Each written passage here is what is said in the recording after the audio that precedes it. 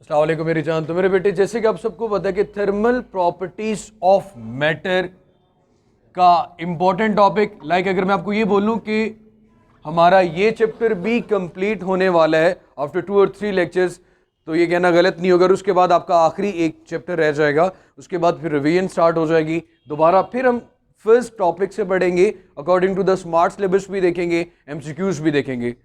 अब मेरे बेटे, जैसे कि आप सबको ये चीज़ भी क्लियर होगी कि जो डिसीजन लिए जा रहे हैं उसके अकॉर्डिंग पेपर्स जो हैं उनकी एक्सटेंडेड डेट मई जून तक जाने वाली है।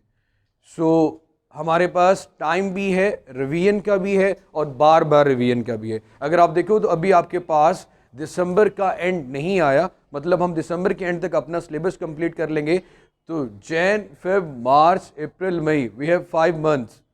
5 माह पहले आप अपना सिलेबस कंप्लीट कर चुके हैं। सो अभी भी पूरे नंबर ना आए तो वो फिर गलत होगा। थर्मल प्रॉपर्टीज ऑफ मैटर में आज, इससे पहले हमने बात की linear thermal expansion in solid, कि जब आप सॉलिड को हीटअप करते हो तो वो एक्सपैंड होते हैं। सॉलिड्स को हीटअप करने से वो क्या होते हैं? एक्सपैंड होते हैं। उनकी लेंथ का कम या ज्यादा होना, उसे हमने कहा था लीनियर थर्मल एक्सपेंशन। वॉल्यूमेट्रिक भी होती है कि वॉल्यूम में भी चेंज आता है, but according to the smart syllabus वो टॉपिक था तो हमने कर लिया। आज मेरे बेटे हमने बात करनी है thermal expansion in liquids. Thermal expansion in liquids. अब बच्चे, आप सबको पता है कि लिक्विड की कोई डेफिनेट शेप नहीं होती कि जी पानी है तो उसकी ये शेप है, ऐसा कुछ भी नहीं होता। लिक्विड्स, मेरा बेटा आप सबका ध्यान सिर्फ बोर्ड पे होना चाहिए। लिक्विड्स की कोई डेफिनेट, कोई खास शक्ल या शेप नहीं होती। अब जिस भी कंटेनर में आप लिक्विड को एनक्लोज करते हो, बंद करते हो, ये उसी की शक्ल को अटेन कर लेता है। वही जैसे कि आप ग्लास में पानी की डालोगे तो वो ग्लास की शेप ले लेगा, जग में डाला तो जग की शेप ले लेगा। तो आप लिक्विड को जिस भी कंटेनर में एनक्लोज करते हो ये उसी की एक्चुअल शेप ले लेता है, इसकी अपनी कोई खास शक्ल नहीं होती। इस वजह से हम कहते हैं कि आपके पास जो लिक्विड है वो लीनियरली एक्सपैंड नहीं हो रहा, उसकी लेंथ या शेप में कोई चेंज नहीं आता। हां, अगर चेंज आएगा तो वॉल्यूम में आ सकता है। जैसे कि आप पानी को समटाइम हीटअप करते हो, इतना ज्यादा हीटअप कर देते हो तो पानी एक्सपैंड होके स्टीम की फॉर्म में चला जाता है तो वॉल्यूम कम हो जाता है, पानी खत्म हो जाता है वहां से। और सम टाइम जब आप इनिशियली उसको हीटअप कर रहे होते हो तो उसका वॉल्यूम इंक्रीज करना शुरू हो जाता है, तो वॉल्यूमेट्रिक चेंज आता है लिक्विड को हीटअप करने से। क्योंकि हमने यहां पे बात करनी है thermal expansion in liquids. Even के जैसे कि अगर आप फ्रिज या फ्रीजर में उसको रखते हो तो वो थर्मल तो नहीं है, वहां पे आप उसका टेम्परेचर डाउन कर रहे हो, कम कर रहे हो, तो पानी वहां पे सुकड़ रहा है, कम हो रहा है, उसके वॉल्यूम में कमी आ रही है। ऐसे ही होता है मेरा बेटा। अब हमने बात करनी है अगेन वही लिक्विड्स की। तो ये बात कर ली कि लीनियर क्यों नहीं आता, क्योंकि कोई डेफिनेट शेप नहीं आती, तो इसलिए हम नो लीनियर थर्मल एक्सपेंशन की बात करेंगे। हमने यहां पे अगर बात करनी है तो वॉल्यूमेट्रिक चेंज की बात करनी है कि वॉल्यूम में चेंज आता है। अब मसला ये है कि जब आप वॉल्यूमेट्रिक चेंज की बात करोगे, आप जिस कंटेनर में लिक्विड को रखोगे उसको हीटअप करोगे वो तो सॉलिड होगा। आप जब सॉलिड को हीटअप करोगे तो डेफिनेटली उसके वॉल्यूम में भी क्या आएगा? चेंज आएगा, वो भी थर्मली क्या करेगा? एक्सपेंड करेगा। इट मींस कि जब आप लिक्विड की थर्मल एक्सपेंशन की बात करोगे आपको दो तरह की एक्सपेंशंस को नोट करना होगा। एक तो पानी का तो वाटर लेवल इंक्रीज कर ही रहा है, लेकिन जिस लिक्विड, जिस कंटेनर में आपने उस लिक्विड को एनक्लोज किया होगा, बंद किया होगा, वो भी तो थर्मली क्या करेगा? एक्सपेंड करेगा। वो भी थर्मली क्या करेगा मेरा बेटा? एक्सपेंड करेगा। इसलिए हमारे पास दो तरह की एक्सपेंशन आती है। एक आपकी बुक में जैसे लिखा हुआ है real expansion of liquids, real expansion of liquids.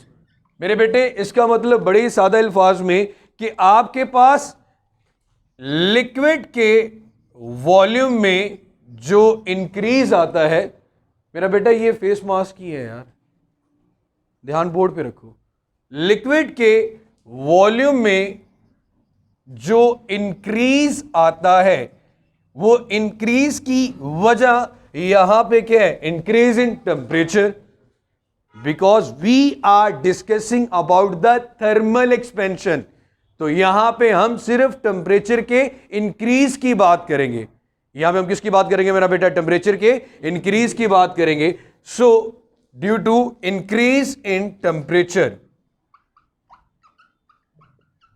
सिर्फ और सिर्फ लीनियर या रियल एक्सपेंशन ऑफ लिक्विड में मैं कंटेनर या वेसल की बात नहीं कर रहा कि उसमें कितनी एक्सपेंशन आ रही है। मैं यहां पे रियल एक्सपेंशन ऑफ लिक्विड में सिर्फ और सिर्फ अगर बात कर रहा हूं तो मेरे बेटे वो उस किसकी बात की जा रही है, लिक्विड के वॉल्यूम में। देखो यार, आप कहते हो ना 2.5 लीटर की बोतल, तो 2.5 लीटर उसका वॉल्यूम है। 1.5 लीटर बोतल, 1.5 लीटर उसका क्या है मेरा बेटा, वॉल्यूम है। Cubic metre, cubic centimetre, litre, ये किसके यूनिट है मेरा बेटा, वॉल्यूम के। तो लिक्विड्स के लिए मोस्टली हम कौन सा यूनिट लेते हैं, लीटर का। सो मेरे बेटे उसके वॉल्यूम में इंक्रीज आना, सिर्फ लिक्विड की बात कर रहा हूं, due to increase in temperature, उसे हम कहेंगे रियल एक्सपेंशन ऑफ लिक्विड्स। और अगर आपके पास आ रहा है अपेरेंट एक्सपेंशन ऑफ लिक्विड्स, अब अपेरेंट का मतलब हमें महसूस होता है, जैसे कि आप फर्स्ट ईयर में जब आओगे तो रियल वेट और अपेरेंट वेट, कि आप जब एक फेरिस व्हील में बैठे होते हो या झूले में बैठे होते हो, जब वो नीचे आ रहा हो तो आपको लगता है कि आपकी बॉडी का वेट है ही नहीं, आप अभी गिर जाओगे, तो आपको लगता है अपेरेंटली आपका वेट क्या हो चुका है, कम हो चुका है। और जैसे आप किसी लिफ्ट से ऊपर की तरफ जा रहे होते हो, आप अपना भारी महसूस करते हो, आपको डर लगता है कि अभी मैं नीचे गिर सकता हूं, इतना मैं भारी हो चुका हूं, ऊपर की तरफ जा रहे हो, तो ऊपर की तरफ जाते हुए आपको लगता है कि आपका अपेरेंटली वेट क्या हो रहा है, ज्यादा हो रहा है। और जैसे ही लिफ्ट टूट जाए तो आपको लगेगा आपका वेट क्या हो रहा है, बिल्कुल कम, आपकी कोई वैल्यू नहीं, और किसकी तरफ जा रहे हो, जमीन की तरफ जा रहे हो। इसी तरह मेरा बेटा यहां पे अपेरेंटली वेट, सॉरी अपेरेंटली जो वॉल्यूम है वो कैसे इंक्रीज आएगा। यहां पे 3 वेसल्स बनी हुई है, लाइक जैसे कि ये ग्लास वेसल है आपके पास, before heating the liquid, suppose आपके पास ये उसका वॉल्यूम है। अब जब आपने उसको हीटअप करना शुरू किया, फ्लेम दिया, बंसन बर्नर से हीटअप किया, बंसन बर्नर लाइक आपके पास जो लेबोरेटरी के अंदर फ्लेम जिससे दिया जाए तो उसे बंसन बर्नर भी कहते हैं। मेरे बेटे जब उसको आप हीटअप करते हो, हीटअप करने से उसके वॉल्यूम में इंक्रीज आ रहा है। एक तो लिक्विड के वॉल्यूम में इंक्रीज आ रहा है due to increase in temperature, दूसरा ये जो वेसल ये थोड़ी सी फैल रही है, बड़ी हो रही है, तो इन दोनों की वजह से वॉल्यूम में जो इंक्रीज आएगा उसे हम नाम देंगे मेरा बेटा अपेरेंट एक्सपेंशन ऑफ लिक्विड्स। हमें ये लगेगा कि अपेरेंटली इतना ज्यादा एक्सपेंड हो गया लिक्विड, लेकिन लिक्विड में यहां पे एक्सपेंशन 2 वजह से आ रही है। एक तो खुद में उसमें आ रहा है, दूसरा जिस वेसल में उसको एनक्लोज किया गया है वो भी क्या हो रही है, एक्सपेंड हो रही है। तो उसे हमने नाम दे देना मेरा बेटा अपेरेंट एक्सपेंशन ऑफ लिक्विड्स। अगर आप अपनी बुक में देखोगे तो दोनों लाइनों में कोई खास फर्क नहीं आएगा, वो कह रहा है apparent increase in volume of liquid. Apparently हमें बज़ाहिरन महसूस हो रहा है कि लिक्विड का वॉल्यूम इंक्रीज कर रहा है। हो सकता है किसका वॉल्यूम इंक्रीज कर रहा हो मेरा बेटा, वेसल का। वेसल छोटी थी, वो क्या हो रही हो, बड़ी हो रही हो। So apparent increase in liquid, apparent increase in liquid volume. और अगेन मेरा बेटा मैं बात करूं कि यहां पे भी लिक्विड के वॉल्यूम में अगर इंक्रीज है तो वो किसकी वजह से, due to increase in temperature, due to increase in temperature. तो मेरे बेटे ये आपने कह दिया, ये आपके पास आ गया अपेरेंट एक्सपेंशन। अब हमारा क्वेश्चन है कि यार अगर एक्सपेंशन हुई है तो रियल एक्सपेंशन कितनी हुई है। एक तो लिक्विड के वॉल्यूम में हुई, एक दूसरी है एक्चुअल एक्सपेंशन कितनी हुई है। तो एक्चुअल एक्सपेंशन निकालने के लिए आप मेरा बेटा डिफरेंस लोगे किसका, रियल एक्सपेंशन का और मेरे बेटे, या फिर आप ये चीज निकालना चाहते हो कि यार आपके पास ये जो अपेरेंट एक्सपेंशन है, अपेरेंटली कितना इंक्रीज आया, अगर उसको कैलकुलेट करना है अपेरेंट का, तो मेरे बेटे सिंपली आप रियल एक्सपेंशन में जो वॉल्यूम था उसमें से कंटेनर का जो वॉल्यूम है उसको क्या कर दोगे, सब्ट्रैक्ट कर दोगे तो आपके पास क्या आ जाएगी, अपेरेंटली कितना एक्सपेंड हुआ। रियल एक्सपेंशन आपने पहले कैलकुलेट की, वॉल्यूम ऑफ कंटेनर आपको पता है। अब इसके अलावा जो चेंज आ रहा है वो क्या आ रहा है, अपेरेंट चेंज आ रहा है।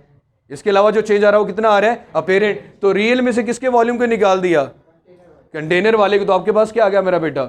अब देखो, अगर आपको रियल निकालना हो, अगर आपको रियल निकालना हो तो आप क्या करोगे, अपेरेंट और कंटेनर दोनों को आपस में क्या कर दोगे, ऐड कर दोगे। तो आपको पता चल जाएगा कि टोटल रियल कितनी एक्सपेंशन आई, यही पता चलेगा ना मेरा बेटा। आपके बुक में 3 पॉइंट्स बनाए गए हैं, ए बी सी।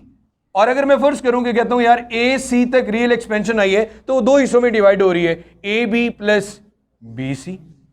इसमें तो आई डोंट थिंक सो कि कुछ चीज मुश्किल होगी। क्लियर होगी ये बात मेरा बेटा। अगेन ये चीज क्लियर कर दूं कि लिक्विड में एक्सपेंशन हमने लीनियर क्यों नहीं पढ़ी, क्योंकि लीनियर इसलिए नहीं पढ़ी कि लिक्विड की कोई डेफिनेट शेप, कोई डेफिनेट वॉल्यूम नहीं होता कि मैं कहूंगा मैंने लिक्विड को खींच के लंबा कर दी है या आपने उसको हीटअप करके लंबा कर दिया, ऐसा तो नहीं होता। हाँ, उसका लेवल कम या ज्यादा हो सकता है बाय इंक्रीजिंग और डिक्रीजिंग द टेम्परेचर। तो हम यहां पे थर्मल की बात करें कि लिक्विड भी एक्सपैंड होते हैं, गैसेस भी एक्सपैंड होती हैं बाय हीटिंग देम। अब देखा रियल एक्सपेंशन क्या है जी, रियल एक्सपेंशन है कि लिक्विड को कितना टेम्परेचर दिया आपने और वो कितना एक्सपैंड हुआ, वो रियल एक्सपेंशन आ गई।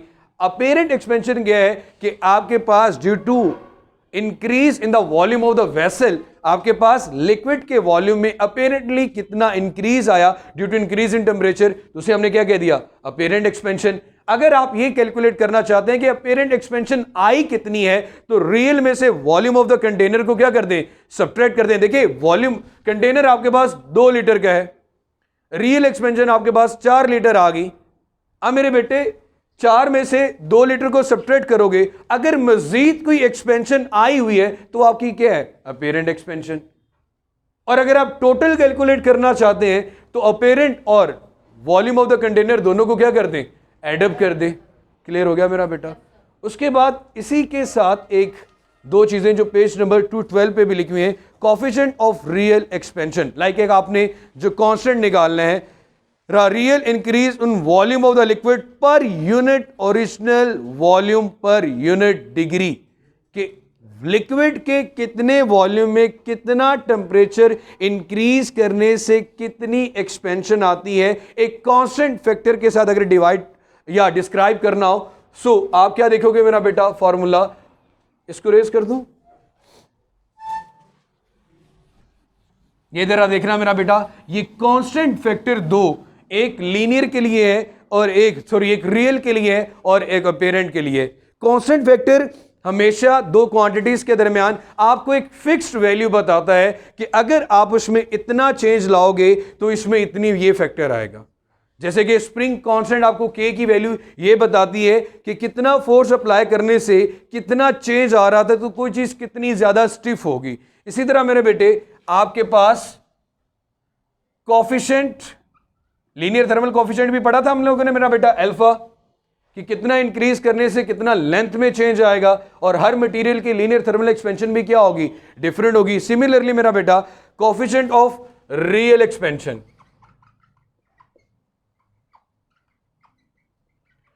अब मेरे बेटे यहां पे इसको गामा से रिप्रेजेंट किया गया है और रियल के लिए साथ आर लिख लेते हैं।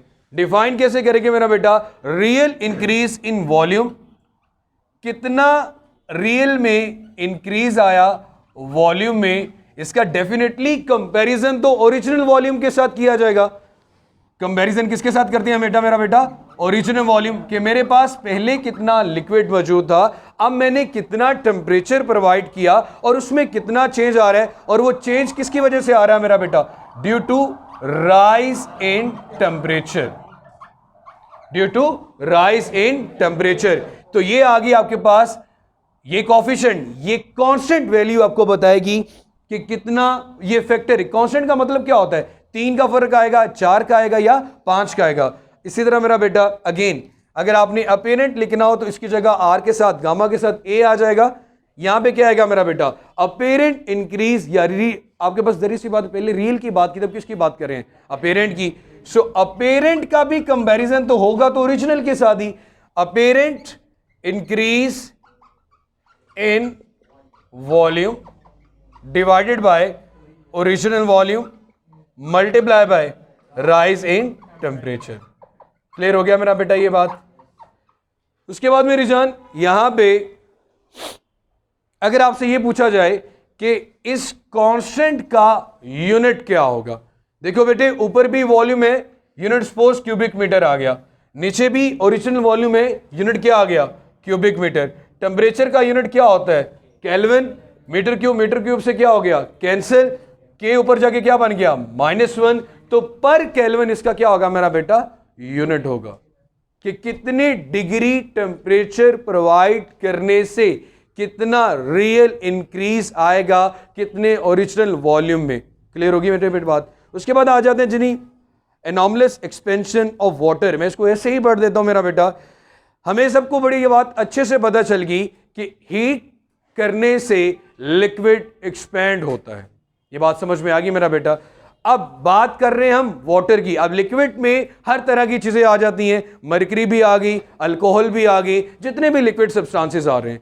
लेकिन वाटर कुछ टेम्परेचर पे जाके इसका बिहेवियर थोड़ा सा डिफरेंट है, उसकी बात की जा रही है। वो कह रहा है water between 0 degree Celsius and 4 degree Celsius.